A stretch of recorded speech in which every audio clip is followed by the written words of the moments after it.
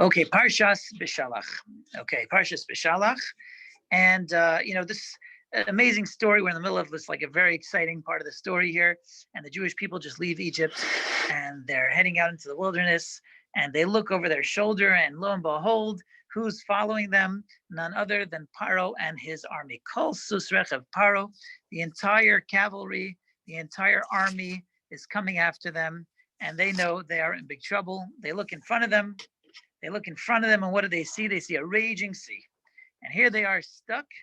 On the one hand, they got Pharaoh and his army coming behind them with all of their weapons of destruction, ready to come murder them or take them back, or whatever they were coming to do. And in front of them, they have the sea, and they're stuck in the middle, and they don't know where to go.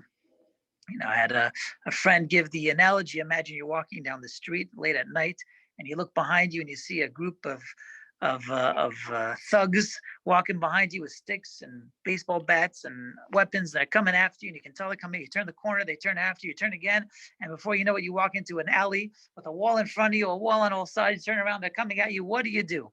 What do you do at that point? All right, so I guess if you're Bruce Lee, you take him on. But if you're the rest of us, you pray. You pray, because that's it. You have nothing else you can possibly do at that point. All you can do is pray. So the Jewish people as well, they're stuck there by the sea in front of them. The Egyptians coming behind them with the army. Everybody's coming after them, the entire army. And what do?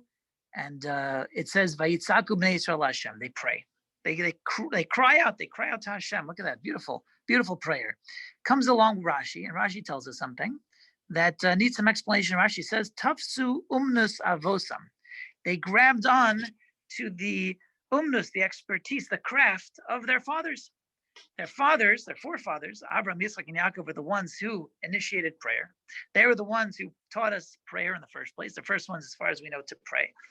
So Abraham, Yitzchak, and Yaakov are prayers, right? There are people who prayed when they were in trouble. So the Jewish people stuck in this predicament, the sea on one side, the Egyptians coming after them. What do? They're stuck. They took the craft of their forefathers. That's what Rashi tells us. Now, when I was a kid, I was taught Rashi never says anything for no reason. If he's coming to say something, there's something bothering him, and he's coming to reconcile that. He has a question. I believe there's a set of books printed by, I don't know, ArtScroll or some other company called What's Bothering Rashi? Okay. Book is about every time Rashi gives us a statement, he's coming to answer something, he's coming to do something. He doesn't just simply give us information. So what exactly is bothering Rashi that he had to tell us that they grabbed on to the craft of their forefathers? I mean, it's pretty straightforward. You're stuck in a predicament. You have no way out. You have the sea in front of you. You have the Egyptians behind you. What do? You pray. You pray because you don't have any way out. When you're stuck, you pray. Simple. Rashi comes along and says, no, they took the craft of their fathers. What does this mean? So I heard a beautiful explanation from a colleague, and he said that is actually, if you read the next verse in the parsha, right after it says they cried out to Hashem, the next verse, Vayomru al Moshe, they said to Moshe, Hamebli ein kvarim b'Mitzrayim, are there not enough graves in Egypt? Lakachtanu lamus b'midbar, that you took us out to die in the desert? Mazos asisa lanu shotzianu b'Mitzrayim, why did you take us out of Egypt? Why did you do this to us? So the commentary explains what's going on here is that in the very next verse, the Jews go and they complain to Moshe. They say, Moshe, this is all your fault. You put us in this predicament, right? You told us to go here, and look at us now. Look where we are, where there are not enough graves back in Egypt. We couldn't die there peacefully. We have to come out here to be murdered in the middle of the wilderness. Why did you take us out? So explains the commentary that what Rashi is doing, he's asking a question. When a person prays, if he truly prays and he connects to the source, he realizes that there's only a God who's running the world and nobody else. And the reason I'm stuck here is because of God, and God's going to get me out of this. And if he can't get me out of this, no one can get me out of this. The next reaction is not to go and complain. Right? If you're at the point of prayer and you truly pray when it's from the bottom of your heart and you really mean it, the next verse cannot possibly be a complaint. Well, it's all your fault. Pointing fingers. That doesn't make sense. The pointing fingers implies that prayer was not genuine. There was something that was just tafsu. In other words, what this Rashi is telling us is he was degrading the Jewish people. Their prayer don't think that prayer was genuine. It was tafsu emunas avosayim. They simply grabbed onto their parents. Their parents taught them that when you're stuck, you pray, but they didn't mean it. They were praying because that's the way they were raised. They were brought up that way. When you're stuck, you pray, but that didn't. It wasn't genuine. It wasn't heartfelt. And therefore, the verse now Rashi's coming to reconcile the verse. The next verse doesn't make sense unless you understand it this way.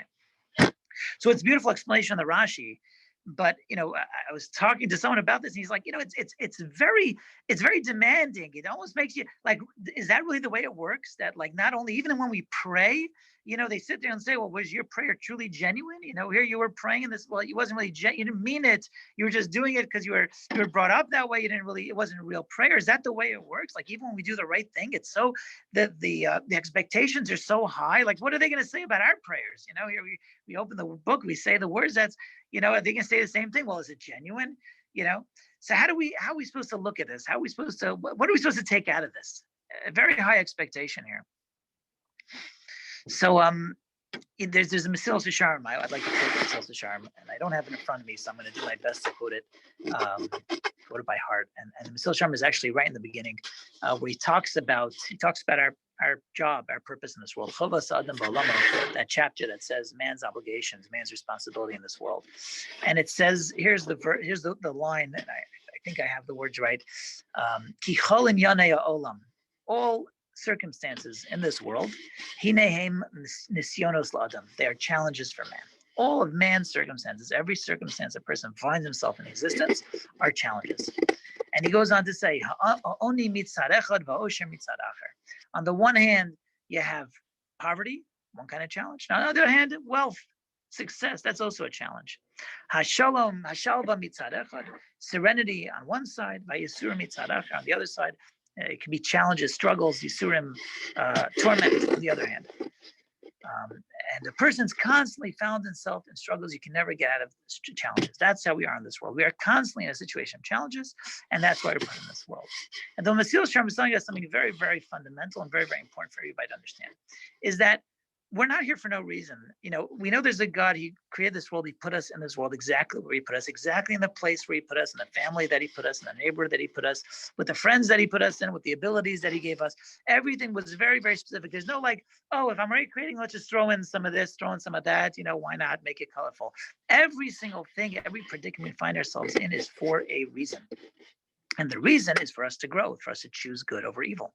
That's the reason. So every single predicament that we find ourselves in is a challenge, in nisayon, for us to grow, right? And we don't necessarily always know it. We don't always find ourselves. I don't know when the last time you felt you were in a challenge. I think many times we don't feel we're in a challenge, right? But apparently, according to Mesilas Yesharim, we are constantly in a challenge.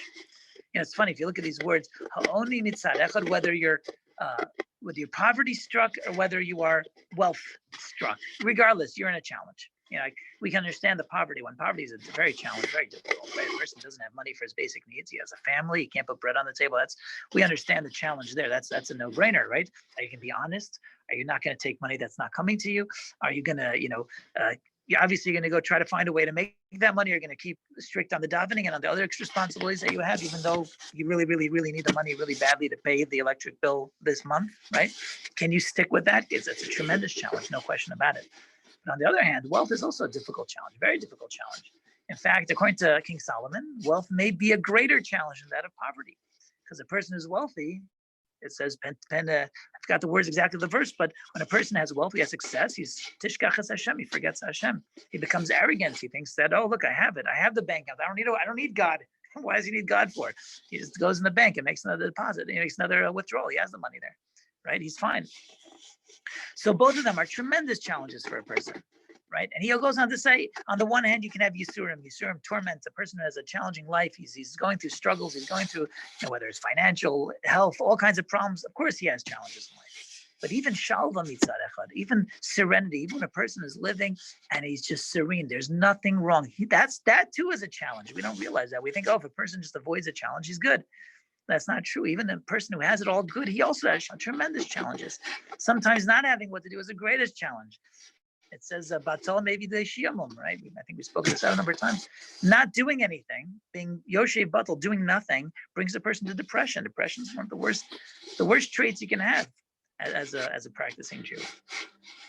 So everything's a challenge, and everything's a challenge in life, and every element of a person's life is a challenge. Now, I'll tell you, I drove out this morning, and I passed the McDonald's.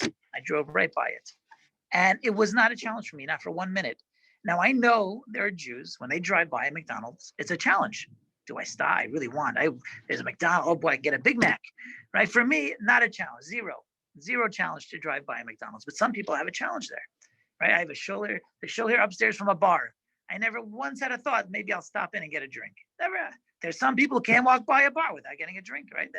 Everyone has their own challenges. Everyone's in a different place in life, right? So we have to know that there's challenges. So if I don't have a challenge with the McDonald's, that doesn't mean I'm not being challenged. It's just my challenge is somewhere else. But we all have our challenges. And the problem is we're not aware that we're having a challenge. But regardless of where you are, God is saying you need to be growing and there's more challenges coming. Regardless of where, no matter how high you've gotten, the only way you're going to grow is through another challenge. In fact, the word for Hebrew for challenge is nisayon. Nisayon, which means a challenge, a test. And nun samach, as a verb, means to lift up. It can mean a pole, to lift up onto a pole. The samto so amnes. It means to lift you up because challenges is what lifts us up, what makes us great, what makes us, and that's what we're here for. We're here to improve. We're here to become better. So we're constantly going to be being challenged, regardless of what level we've reached. We're going to be asked for more. So the Jewish people must have been on a very high level because for them, what they were being asked for is genuine prayer. Genuine prayer, not prayer that's simply because they were raised with that prayer. I would imagine that for some of us, we just simply get out of bed and open up a siddur and read the words. That for that challenge, even if we have no idea what we're doing, that's a tremendous success for us. But it depends on the level. Everyone on their own level is challenged for where they're up to. And for them, they were expected to put a more heartfelt prayer, not simply to do it out of habit. But there's no limit to growth. One final thought on challenge is that, maybe we'll think that, this is really hard for us. This is, I'd rather not have any of this. I remember I met a man, he just got married, they were a young couple, and now they're no longer young. And he decided right from the beginning they don't want to have children. At least he didn't want to. The wife wasn't necessarily on the same page, but he didn't want to have children. So, why? Children are hard. They're hard to raise children. Very, very difficult, right? And I can agree, right? It's hard to raise children. A little it's hard. When they get older, it's even harder. Teenagers, forget about it, right? It costs money to have children, right? It's very challenging. So he decided not to do it. Now he's an older person, no children, and he's not living a very happy life. Not a very happy person. So what's going on? I mean, he chose the easy way, and he's not happy. He's depressed. He's going to a therapist. He's struggling. What's going on? He chose the easy route. He should have it easy, right? He should be living the good life, with the sitting on the lakefront with his feet in the water, knitting or something. He had it good. Never had any struggle. He didn't have to make so much money. Kids are expensive. He had such a good life. Why is he unhappy? And that's because Adam Ba'amal Yulad, the verse tells us, man was created and was born to work, to toil, and to succeed. And that's what we're here for. We're here for challenges. We're here for growing.